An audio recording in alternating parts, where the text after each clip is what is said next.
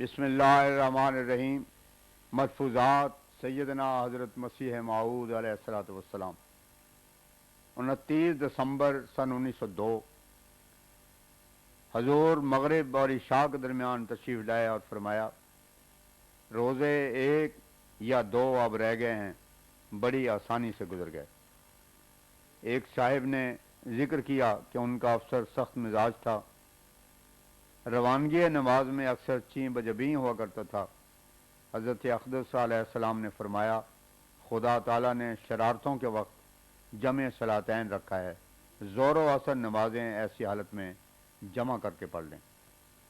بعض انگریز حکام کی قدر شناسی پہ فرمایا، زمانہ بدل گیا ہے اور پنجابیوں کے ساتھ انگریزوں کی ساری قوم کا حسن ظن ہے، اور بعض ایسے انگریز ہوتے ہیں کہ ان کا ارادہ ہوتا ہے کہ ماتحت کو فائدہ پہنچاویں تاکہ وہ ان کو یاد رکھیں۔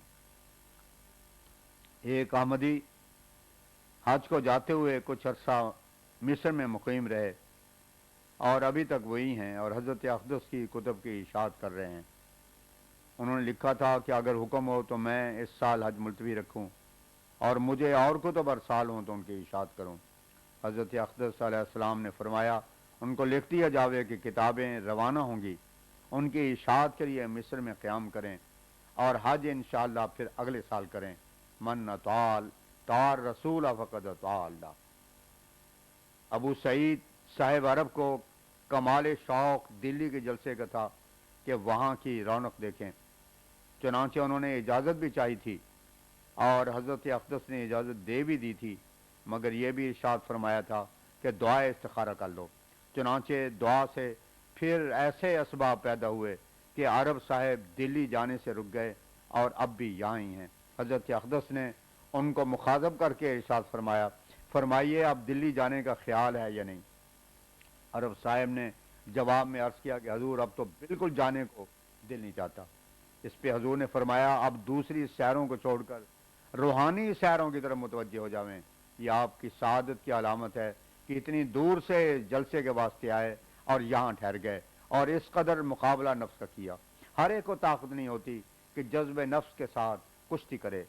آپ نے جن کو وہاں جا کر دیکھنا تھا ان کی صورتیں انسانوں کی ہی ہوں گی، مگر دل کا کیا پتا کہ وہ بھی انسانوں کے ہوں گے یا نہیں۔ لوگ باوجود اس کے کہ ابتلاؤں میں مبتلا ہیں مگر تکبر ان کے دماغ سے نہیں گیا۔ ہم سے تمسخر وغیرہ اسی طرح ہے، اور دلی والے پنجابیوں کو تو بیل کہتے ہیں، جس کے معنی پنجابی میں ڈھگا ہے۔ ان کے خیالوں میں صرف دنیا کی زندگی ہے، مگر جو لوگ بروپیوں کے رنگ میں بولتے ہیں ان کو پاک عقل نہیں ملتی۔ 31 دسمبر سن 1902 مغرب اور عشاء کے درمیان حضور علیہ السلام نے مجلس فرمائی۔ ایک صاحب نے بذریعہ خط استفسار کیا تھا کہ وہ صرف اکیلے ہی اس مقام پر حضرت اقدس میں بیعت ہیں، جمعہ تنہا پڑھ لیا کریں یا نہ پڑھا کریں۔ حضرت نے فرمایا کہ جمعہ کے لیے جماعت کا ہونا ضروری ہے، اگر دو آدمی مقتدی اور تیسرا امام اپنی جماعت کے ہوں تو نماز جمعہ پڑھ لیا کریں، و الا نہ، سوائے احمدی احباب کے دوسرے کے ساتھ جماعت اور جمعہ جائز نہیں ہے۔ ایک صاحب نے عرض کی، حضور نے جہلم تاریخ مقدمہ پر جانا ہے، اگر اجازت ہو تو اشتہار دے دیا جائے تاکہ ہر ایک اسٹیشن پر لوگ زیارت کے لیے آ جائیں۔ فرمایا، جو ہمیں ملنے والے ہیں وہ تو اکثر آتے جاتے رہتے ہیں، اور جو لوگ جماعت میں داخل نہیں ان کے لیے سردرد خریدنے سے کیا فائدہ؟ میری طبیعت کے یہ امر بالکل برخلاف ہے، اگر وہ اہل ہوتے تو خود یہاں آتے، اب اس طرح ان سے ملاقات تو وقت کا ضائع کرنا ہے۔ ایک نوور صاحب نے حضور کی خدمت میں عرض کی کہ حضرت خلق کے کیا معنی ہیں؟ حضرت اقدس نے فرمایا، خلق اور خلق دو لفظ ہیں، خلق تو ظاہری حسن پر بولا جاتا ہے اور خلق باطنی حسن پر بولا جاتا ہے۔ باطنی قوا جس قدر مثل عقل، فہم، سخاوت، شجاعت، غضب وغیرہ انسان کو دیے گئے ہیں، ان سب کا نام خلق ہے، اور عوام الناس میں آج کل جسے خلق کہا جاتا ہے، جیسے ایک شخص کے ساتھ تکلف کے ساتھ پیش آنا اور تصنع سے اس کے ساتھ ظاہری طور پر بڑی شیریں الفاظی سے پیش آنا، تو اس کا نام خلق نہیں بلکہ نفاق ہے۔ فرمایا، خلق سے مراد یہ ہے کہ اندرونی قوا کو اپنے اپنے مناسب مقام پر استعمال کیا جائے۔ جہاں شجاعت دکھانے کا موقع ہو وہاں شجاعت دکھائی جاوے، جہاں صبر دکھانا ہے وہاں صبر دکھائے، جہاں انتقام چاہیے وہاں انتقام لے، جہاں سخاوت چاہیے وہاں سخاوت کرے، یعنی ہر ایک محل پر ہر ایک قوا کو استعمال کرے، نہ گھٹایا جائے نہ بڑھایا جائے، یہاں تک کہ عقل اور غضب بھی، جہاں تک کہ اس سے نیکی پر استقامت کی جاوے خلقی میں داخل ہے، اور صرف ظاہری حواس کا نام ہی حواس نہیں ہے، بلکہ انسان کے اندر بھی ایک قسم کے حواس ہوتے ہیں۔ ظاہری حواس تو حیوانوں میں بھی ہوتے ہیں، مثلا اگر ایک بکری گھاس کھا رہی ہے اور دوسری بکری آ جائے تو پہلی بکری کے اندر یہ ارادہ پیدا نہ ہوگا کہ اسے بھی ہمدردی سے گھاس کھانے میں شریک کرے۔ اسی طرح شیر میں اگرچہ زور اور طاقت تو ہوتی ہے مگر ہم اسے شجاع نہیں کہہ سکتے، کیونکہ شجاعت کے واسطے محل اور بے محل دیکھنا بہت ضروری ہے۔ انسان اگر جانتا ہے کہ مجھ کو فلاں شخص سے مقابلہ کی طاقت نہیں ہے، یا اگر میں وہاں جاؤں گا تو قتل ہو جاؤں گا، تو اس کا وہاں نہ جانا ہی شجاعت میں داخل ہے۔ اور پھر اگر محل اور موقع کے لحاظ سے مناسب دیکھے کہ میرا وہاں جانا ضروری ہے، خواہ جان خطرے میں پڑتی ہو، تو اس مقام پر جانے کا نام شجاعت میں داخل ہے۔ جاہل آدمیوں سے جو بعض وقت بہادری کا کام ہوتا ہے، حالانکہ ان کو محل بے محل دیکھنے کی تمیز نہیں ہوتی، اس کا نام تہور ہوتا ہے، کہ وہ ایک طبی جوش میں آ جاتے ہیں اور یہ نہیں دیکھتے کہ یہ کام کرنا چاہیے تھا کہ نہیں۔ اگر دیکھے انسان کے نفس میں یہ سب صفات مثل صبر، سخاوت، انتقام، ہمت، بخل، حسد، عدم حسد ہوتی ہیں، اور ان کو اپنے محل اور موقع پر صرف کرنے کا نام خلق ہے۔ حسد بہت بری بلا ہے، لیکن جب موقع کے ساتھ اپنے مقام پر رکھا جاوے تو پھر بہت عمدہ ہو جاوے گا۔ حسد کے معنی ہیں دوسرے کا زوال نعمت چاہنا، لیکن جب اپنے نفس سے بالکل محو ہو کر ایک مصلحت کے لیے دوسرے کا زوال چاہتا ہے تو اس وقت یہ ایک معمول صفت بن جاتی ہے، جیسے کہ ہم تسلیس کا زوال چاہتے ہیں۔ نووارد نے یہ بھی سوال کیا کہ فرشتہ اور شیطان کا عقلی ثبوت کیا ہے۔ حضرت اختص نے فرمایا آپ کے قوا میں کبھی نیکی کی طرف اور کبھی بدکاری کی طرف تاریخ ہوتی ہے یا نہیں؟ نووارد صاحب نے کہا کہ ہاں۔ پھر فرمایا کہ کبھی بھوکے انسان کو دیکھ کر رحم بھی آ جاتا ہے اور رحم کی تحریک ہوتی ہے؟ نووارد صاحب نے عرض کیا کہ ہاں۔ اس پہ حضور نے فرمایا جب تحریک ہوتی ہے تو محرک کوئی اندر ہے جو تحریک کرتا ہے، کیونکہ تحریک کے لیے محرک کا ہونا ضروری ہے، اور انسان خود اس کا محرک نہیں ہو سکتا کیونکہ وہ حالت مفعول میں ہے، تو پھر فاعل کیسے ہوگا؟ کیونکہ تحریک کا عمل اس پر ہوتا ہے، اس لیے انسان مفعول ہے۔ تو اس نیکی کے محرک کو ہم فرشتہ اور بدی کے محرک کو شیطان کہتے ہیں۔ شریعت کا علم بہرحال ہم سے بڑھ کر ہے، جن امور کے ہم زیر اثر ہیں شریعت نے ان کی تفصیل کر دی ہے، تو کیا وجہ ہے کہ ہم نہ مانیں؟ یہ سب کچھ انسان کو محسوس ہوتا ہے اور ابھی آپ نے تسلیم کیا ہے۔ اسی طرح مرنے کے بعد ایک شے رہتی ہے، آپ اسے مانتے ہیں، اس کا نام روح ہے، اسے علم بھی ہوتا ہے۔ انسان کتاب یاد کرتا ہے، اگر اس کا ہاتھ کاٹ دیا جائے تو اس کے علم میں کوئی فرق نہیں آتا۔ اس سے ثابت ہے کہ علم روح کی صفت ہے نہ کہ جسم کی، ورنہ ضرور تھا کہ ہاتھ کاٹنے سے اس کے علم میں فرق آ جاتا۔ اب ایک دیریا جو کہ روح کا قائل نہیں ہے اس کے نزدیک تو پھر جسم کا حصہ کاٹنے سے علم کا کچھ حصہ ضرور جاتا رہتا۔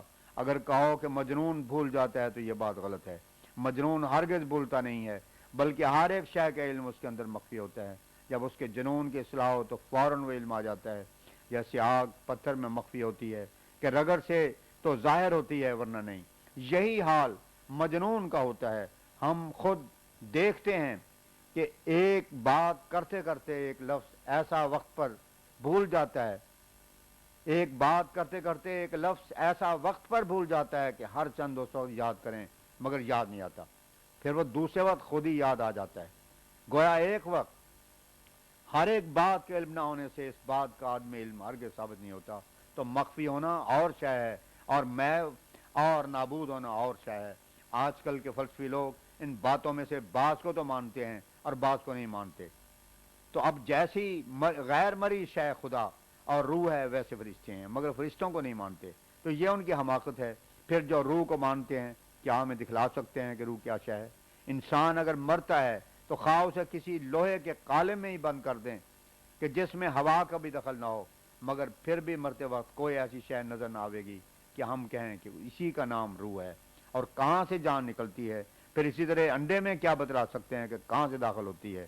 بعض دفعہ دیکھا جاتا ہے کہ انڈے میں بچہ مرا ہوا ہوتا ہے، گویا روح داخل ہو کر پھر نکل بھی گئی اور نظر بھی کسی کو نہ آئی تو یہ ایک بھید ہے جس کی حقیقت کیا سمجھ آ سکتی ہے، ہرگز سمجھ میں نہیں آتی۔ فرمایا دلائل دو قسم کے ہوتے ہیں، ایک انی اور ایک لمی۔ کھوج نکال کر جاننا اس کا نام لمی ہے، اور انی یہ ہے کہ آثار سے معلوم کر لینا، جیسے قارورے کو دیکھ کر طبیب گرمی تپ وغیرہ کا حال معلوم کر لیتا ہے، یہ انی ہے، اور تپ وغیرہ دیکھ کر قارورہ کی نسبت یہ سمجھ لینا یہ لمی ہے۔ تو روح میں لمیت ہم دریافت نہیں کر سکتے، مگر آثار بتلاتے ہیں کہ ایک شے ہے، تو اس طرح کے عجائبات کثیرہ ہیں۔ اسی طرح ایک رویت آنکھ میں ہے کہ ہر ایک شے کو دیکھتی ہے، مگر ایک دیوار کے پیچھے ایک شے ہوتی ہے تو نہیں دیکھ سکتی۔ آنکھ کیوں نہیں دیوار کے پیچھے دیکھ سکتی، اس کے دلائل کیا بیان ہو سکتے ہیں۔ اسی طرح ایک رویت روح میں ہے کہ بیٹھے بٹھائے دور تک دیکھ لیتی ہے، خواہ وہ 2 3 4 دیواریں درمیان میں حائل ہوں، مگر اسے پرواہ نہیں ہوتی، وہ اس شے کو یہاں بیٹھے اسی طرح دیکھتی ہے جیسے کھلی روشنی میں ایک شے نظر آتی ہے۔ اس پر نووارث صاحب حیران ہوئے، یہ کیا بات ہے، اور تعجب ظاہر کیا۔ حضرت اقدس نے فرمایا خود ہم نے کئی دفعہ اس طرح دیکھا ہے کہ 3 دیواریں درمیان میں حائل ہیں، مگر ہم نے وہ شے دیکھ لی، خبر نہیں کہ اس وقت کیا ہوتا ہے، دیوار مطلق رہتی ہی نہیں، اور انہی آنکھوں سے اس وقت سب کچھ نظر آتا ہے۔ اس مقام پر حضرت اقدس علیہ السلام نے ایک واقعہ بھی سنایا کہ ایک دفعہ ایک خاکروبا نے ایک جگہ سے میلہ اٹھایا اور اس کا ایک حصہ چھوڑ دیا۔ میں جو مکان کے اندر بیٹھا ہوا تھا مجھے نظر آیا کہ اس نے ایک حصہ چھوڑ دیا ہے، تو میں نے اس خاکروبا سے کہا، وہ سن کر حیران ہوئی کہ اس نے اندر بیٹھے کیسے دیکھ لیا۔ میں نے اس پر خدا کا شکر ادا کیا کہ باوجود میلے کے سر پر موجود ہونے کے نہیں دیکھ سکتی، حالانکہ مجھے اس قدر دور دراز فاصلے سے دکھلا دیا۔ نووارث صاحب نے عرض کی کہ پھر یہ بات اور اس رویت روحانی کا کیسے پتہ لگے اور سمجھ میں آوے۔ حضرت اقدس نے ارشاد فرمایا، بہت دیر صحبت میں رہے تو سمجھ میں آ سکتا ہے، اور اس کے نظیر یہ پیشگوئیاں بھی ہیں جو ہم کرتے ہیں، کیونکہ جو علوم پیش از وقت خدا بتلاتا ہے وہ بھی تو ایک قسم کی دیوار کے پیچھے ہیں جو کہ درمیان میں حائل ہوتی ہے، اور ایک عرصے کے بعد اس نے گرنا ہوتا ہے، مگر خدا تعالیٰ قبل از وقت دکھلا دیتا ہے، اور اسی عالم میں یہ سب عجائبات ہیں۔ کل یا پرسوں ایک نیچی کا خط آیا کہ میرے نزدیک تو انسان کے واسطے خدا شناسی ممکن ہی نہیں ہے، تو بات یہی ہے کہ جب روحانی حصہ نہ دیا جاوے تب تک کیا پتہ لگتا ہے۔ انسان کا خاصا علم ہی ہے، اگر علم نہ ہو تو صرف جسد ہی ہوا۔